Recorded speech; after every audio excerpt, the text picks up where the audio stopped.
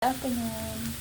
Magluluto lang tayo ngayon guys ng hipon tsaka alimasag. Igisa lang natin sa butter, then maraming garlic.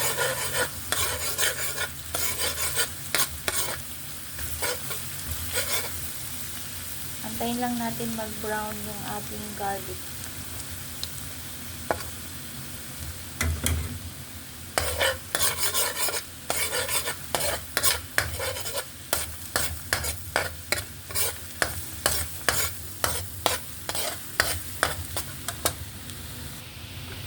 Brown na yung ating garlic, kaya pwede na natin ilagay yung hipon.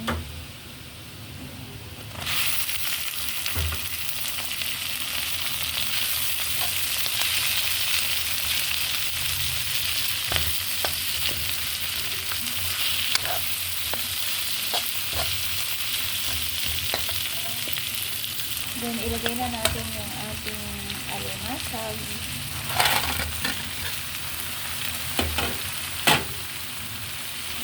Nakaswerte tayo sa alimasag dahil ang tataba niya.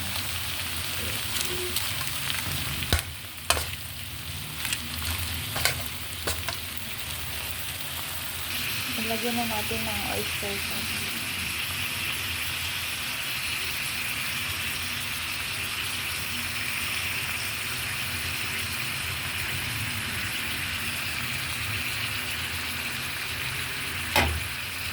Yan, nahalo na natin. Then, tatakpan muna natin sa pot.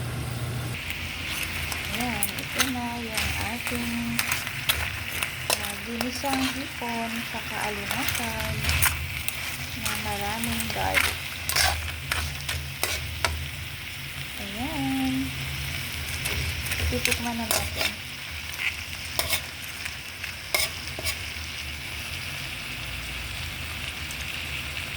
Wow!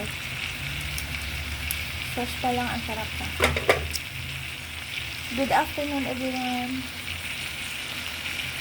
Let's eat. Thank you for watching. Bye.